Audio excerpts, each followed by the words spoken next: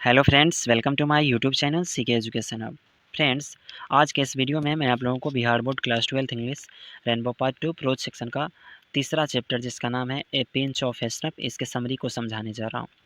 Friends, मैं आपको बताना चाहूँगा आपके जो ये आने वाले बिहार बोर्ड इंटर परीक्षा है उसमें ये समरी 10 नंबर के पूछे जाते हैं, यानी 10 नंबर के पूछे जाते हैं लेकिन 2 समरी पूछा जाता है। एक समरी रहता है प्रोज सेक्शन से और दूसरा रहता है पोएट्री सेक्शन से, और प्रत्येक समरी के लिए 5 नंबर दिए जाते हैं। तो आइए फ्रेंड्स, इस समरी को पढ़ते हैं और समझने की कोशिश करते हैं। लिखा गया है a pinch of snuff is a comic story, यानी ये जो पिंच ऑफ एसनफ है यह एक कॉमिक स्टोरी है। कॉमिक मीन्स होता है चुटकुला से भरा हुआ, कॉमेडी से भरा हुआ। It is also called comedy and humorous story. अच्छा, ये जो स्टोरी है इसे कॉमेडी भी कहा जाता है और ह्यूमरस स्टोरी भी कहा जाता है।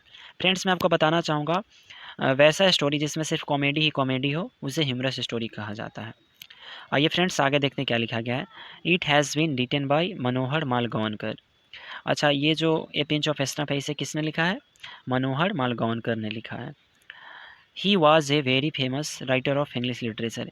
इंग्लिश लिटरेचर मीन्स होता है अंग्रेजी साहित्य, यानी अंग्रेजी साहित्य के ये बहुत ज़्यादा मतलब बहुत ही फेमस, बहुत ही प्रसिद्ध क्या थे, यह लेखक थे यानी राइटर थे।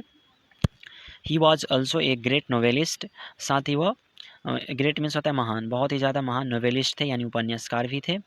Here he has presented a comic story full of wit and adventure. आइए फ्रेंड्स, देखते हैं इसके हिंदी को। यहाँ पे लिखा गया हियर ही हैज़ प्रेजेंटेड, मतलब यहाँ पे उन्होंने एक प्रस्तुत किया है एक कॉमिक स्टोरी, मतलब एक कॉमिक स्टोरी को, मतलब एक चुटकुले से भरे स्टोरी कहानी को जो फुल ऑफ विट, जो भरा हुआ है। विट मीन्स होता है चतुराई, चालाकी, एंड एडवेंचर मीन्स होता है खतरा। मतलब ये जो कहानी है ना, मतलब ये भरा हुआ है किस चीज़ से था? विट यानी चतुराई यानी चालाकी से, एंड एडवेंचर मीन्स होता है खतरा, जोखिम से। आइए फ्रेंड्स, दूसरे पैराग्राफ को देखते हैं, इसमें क्या लिखा गया है। इसमें लिखा गया है इन दिस स्टोरी नानू काका is the main character and maternal uncle of the narrator. Narrator means होता है वक्ता, क्या होता है? वक्ता, जो कहानी को कहता है। इस और मैटरनल अंकल मीन्स होता है मामा जी। अच्छा, मेन कैरेक्टर मीन्स होता है मुख्य पात्र, यानी ये जो स्टोरी है ए पिंच ऑफ स्नफ, इसके जो मेन कैरेक्टर है, इसके जो मुख्य पात्र है वो कौन है? नानू काका। कौन है? नानू काका। अच्छा, ये नानू काका कौन है? तो नानू काका जो है ना नैरेटर के, यानी ये जिस जो व्यक्ति इस कहानी को कह रहे हैं यानी मनोहर मालगोंकर, वही इस पोएम के सॉरी इस स्टोरी के नैरेटर है। यानी ये जो नैरेटर है, नैरेटर के ये क्या है? मैटरनल अंकल है, यानी मामा जी है। आगे देखिए क्या लिखा गया है। The writer himself नैरेट्स the story here. ये जो नैरेट्स है, नैरेट्स मीन्स होता है क्या करना? बताना यानी बोलना। और राइटर मीन्स क्या होता है? लेखक। तो यहाँ पर जो ये लेखक है ना, कौन? मनोहर मालगोंकर, वो खुद ही इस कहानी को नैरेट्स कर रहे हैं, यानी बोल रहे हैं, कह रहे हैं। In this story Nanu Kaka comes to Delhi to see some ministers and the narrator who is an under secretary has to take him to north block on the mother's insistence. अच्छा, इंसिस्टेंस मीन्स होता है मतलब ज़बरदस्ती करना, ठीक है? तो मतलब माँ के कहने पर, ठीक है? मतलब माँ के ज़ोर लगाने पर, मतलब इनकी जो माँ है, नैरेटर की माँ, यानी किसकी माँ? तो मनोहर मालगोंकर की जो माँ है वो उनको कहती है, मतलब ज़ोर डालती है, फोर्स करती है क्या करने के लिए? तो उनको नॉर्थ ब्लॉक ले जाने के लिए। किनको नॉर्थ ब्लॉक ले जाने के लिए? तो नानू काका को। अच्छा, ये जो मतलब अंडर सेक्रेटरी कौन है? तो ये मनोहर मालगोंकर ही अंडर सेक्रेटरी भी है। तो इन्हीं जब ये दिल्ली में आते हैं ना कुछ मंत्रियों से मिलने के लिए, ये दिल्ली क्यों आते हैं? कुछ मंत्रियों से मिलने के लिए। तो नैरेटर की जो माँ है, यानी मनोहर मालगोंकर की जो माँ है, उनको कहती है कि तुम ना अपने मामा जी को लेके कहाँ जाओ? नॉर्थ ब्लॉक में। किस लिए? था मंत्रियों से मिलवाने के लिए।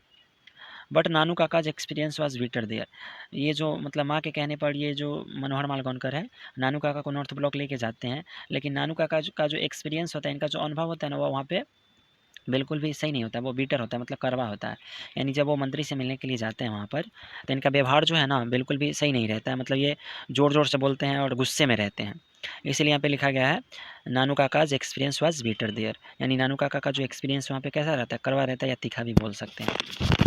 आइए फ्रेंड्स, अगला पैराग्राफ देखते हैं, इसमें क्या लिखा गया है। After this he goes to meet Sohanlal. अच्छा, इसके बाद जो है ना नानू काका किससे मिलने के लिए जाते हैं? सोहनलाल से। Who is a party boss, जो क्या है? एक पार्टी बॉस है, दिल्ली में पार्टी बॉस है।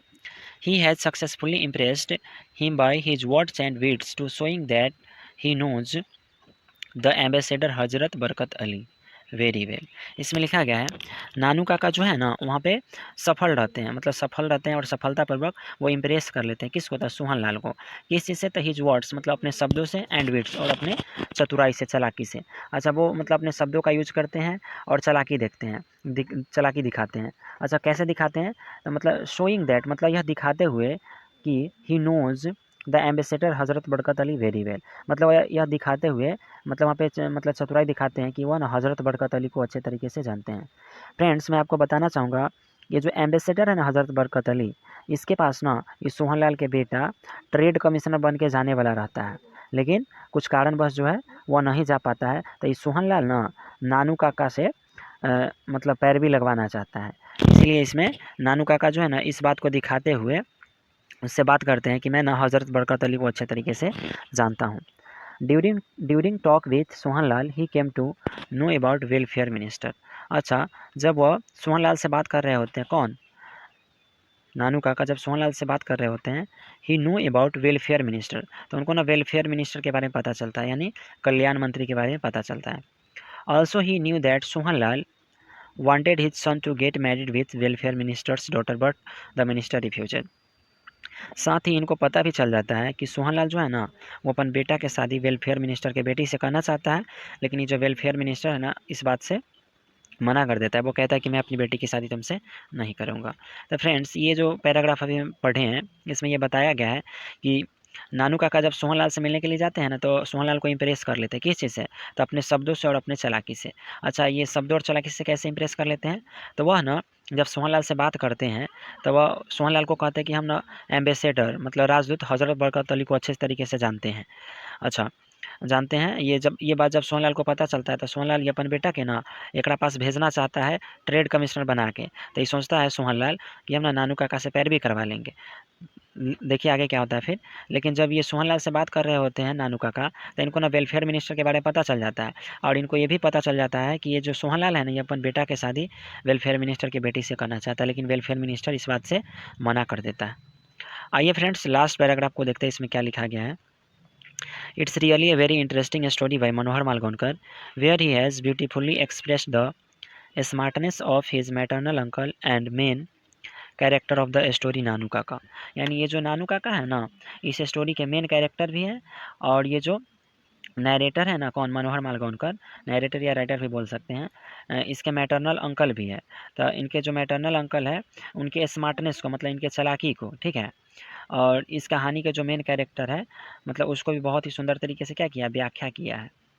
फ्रेंड्स ये जो समरी मैं समझाया हूँ अगर आपको समझ में आया होगा, अगर आपको ये मेरी वीडियो अच्छी लगी होगी तो आप मेरे इस वीडियो को लाइक करेंगे, कमेंट करेंगे, और मेरे चैनल सीके एजुकेशन आपको सब्सक्राइब करेंगे और अपने दोस्तों के साथ शेयर भी करेंगे। ठीक है फ्रेंड्स, मेरे वीडियो को देखने के लिए धन्यवाद। मिलते हैं इसी तरह के किसी दूसरे नए वीडियो के साथ।